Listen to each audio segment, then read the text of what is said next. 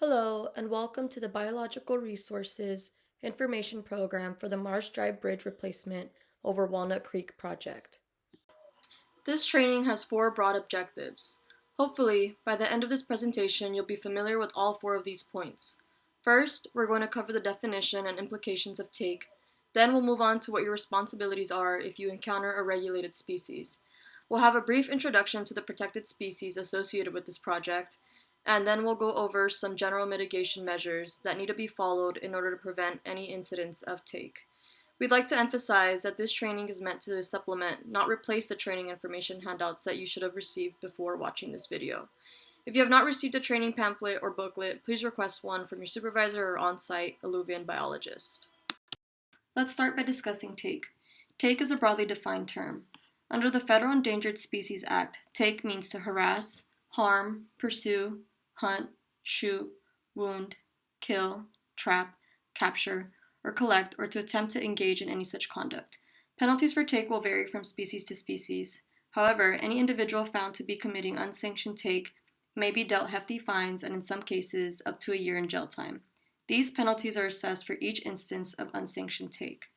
The California Endangered Species Act has similar civil and criminal penalties on state-listed species. These penalties can be up to $5,000 to $10,000 and/or a year in jail time.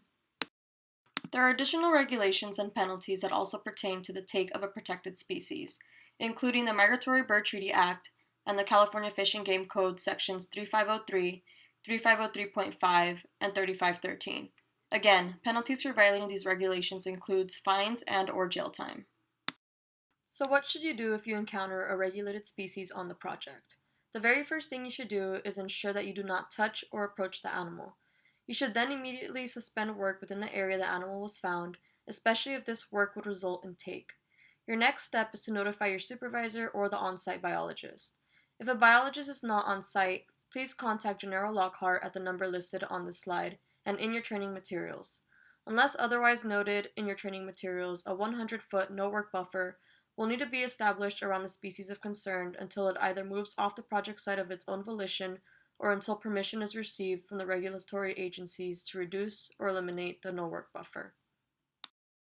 The next few slides will give you a brief overview of the listed species that occur on this project site. The Northern California population of California steelhead is protected as a distinct population segment. This species can be broken out into the winter run steelhead and the summer run steelhead, which generally leave the ocean between August through April and enter freshwater August through November and spawn December through April. This species can spawn more than once before dying, although most die after only spawning once. Spawning occurs in small, cool tributaries where well-oxygenated water is available year-round. Hatching time is water temperature dependent. Those hatched at approximately 51 degrees require approximately 30 days. Fry emerge from the gravel 4 to 6 weeks after hatching, although this time frame may be affected by red depth, gravel size, siltation, and water temperature. Fry first move to protected areas at the margins of the stream. Cover is an important criterion of juvenile steelhead habitat. The juveniles immigrate from natal streams during the high flows in fall, winter, and spring. For all night roadwork and paving operations that require the use of artificial light, light shields would be used to direct lighting towards the roadway and away from adjacent water bodies to avoid impacting the aquatic environment. Chinook salmon is the largest species of salmon. Adults may reach 60 inches in length. Adults bear black spots on the back and on the dorsal, adipose, and both lobes of the tail fin. The gums are dark at the base of the teeth. Breeding individuals range in color from olive brown to purple. Chinook salmon are anadromous, hatch in freshwater, migrating to the ocean and returning as mature adults to their natal streams to spawn. Breeding adults die shortly after spawning. Eggs are deposited within coarse gravel and streams with fast-flowing water. Depending on water temperature, eggs hatch after 90 to 150 days. Young fry remain for up to 2 years in streams before migrating to the ocean to complete the majority of their growth.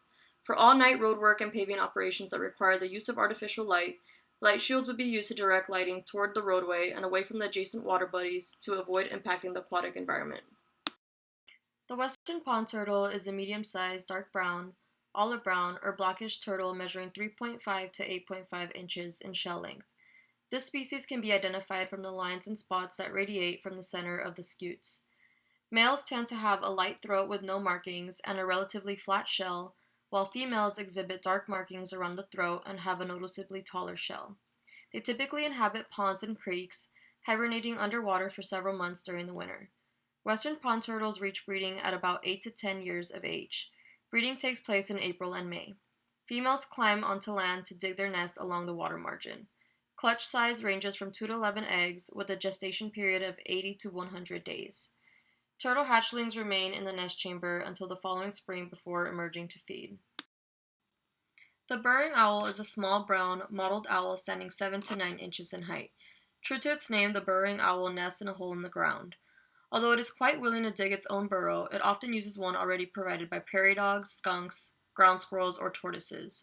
Burrowing owls require habitat with 3 basic attributes: open, well-drained terrain, short, sparse vegetation, and underground burrows.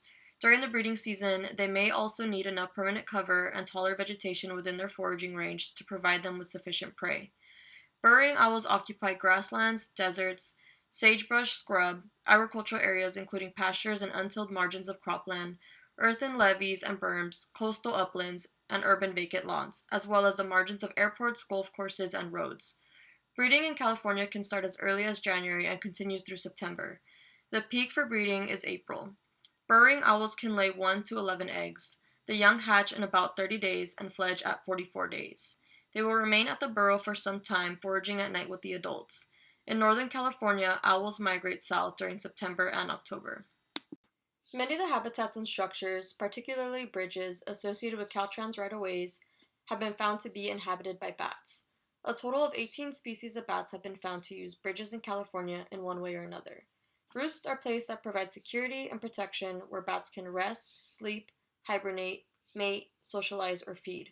In general, roosts are categorized into 2 distinct types, focused around the time of day when the roost is used: day roosts and night roosts. However, a particular roost may serve multiple functions.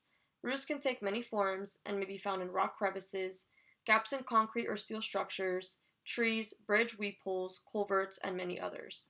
Bats prefer roosts that are in close proximity to open foraging grounds. A variety of bird species have been found nesting in or immediately adjacent to Caltrans right-of-ways. Nest sites are often placed in crevices, cavities, seams, or weep holes within bridges. Other nests are constructed in open vertical cement surfaces on bridges. The species that utilize man-made structures as nest sites tend to be more tolerant of urban conditions, but can nonetheless be sufficiently disturbed during construction or maintenance activities to cause nest abandonment or inattentiveness, resulting in the death or loss of eggs or juveniles. Incubation and brood rearing require approximately 4 to 5 weeks for smaller birds, but can take up to 12 weeks for larger birds. Now, we'll go over some additional key species protection measures for this project. These slides won't comprise an exhaustive list of necessary protective measures, but they should provide you with a good idea of what's expected. Please refer to your training booklet for a comprehensive list of species protection measures. If we find an active burrow or a western burrowing owl on the project site, we'll need to set up a protective 100-foot no-work buffer around it until it can be demonstrated that the chicks have fledged and the site is no longer active. A 100-foot no-work buffer will be established for nesting passerines, and a 300-foot no-work buffer will be required for nesting swallows or raptors. All other regulated species protective radii shall be coordinated with CDFW if found on the project site throughout the duration of the project. There are several general protective measures that need to be followed on this project. I'll go over these quickly, but you should review these measures in your training materials. First of all wildlife should be allowed to pass through the project footprint unharmed. This includes any animals that don't carry state or federal protections. Staging areas shall be located in a dry upland location above the top of the bank. Staging areas shall be at a minimum of 100 feet from streams or drainage features. Any mobile equipment or vehicles driven and or operated in proximity to the stream shall be checked for leaks daily and maintained if necessary. Vehicles shall be moved away from the stream prior to refueling and lubrication. Prior to the entry of any vehicle or equipment into the project area, including the staging sites, shall be washed and cleaned of all biological material at an off-site facility. Additionally, all trash and waste material need to be contained and disposed of in trash receptacles and removed from the site daily.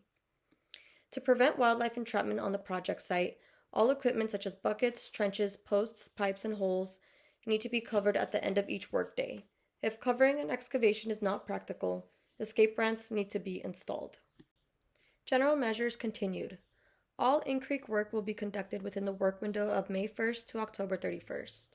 Work within the stream and associated riparian corridor shall be restricted to periods of dry weather.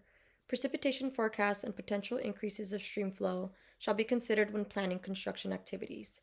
Construction activities halted due to precipitation may resume when precipitation ceases and the National Weather Service 72-hour weather forecast indicates a 30% or less chance of precipitation and after a dryout period of 48 hours for rain events. The disturbance or removal of vegetation shall not exceed the minimum necessary to complete work. Precautions shall be taken to avoid other damage to vegetation by people or equipment.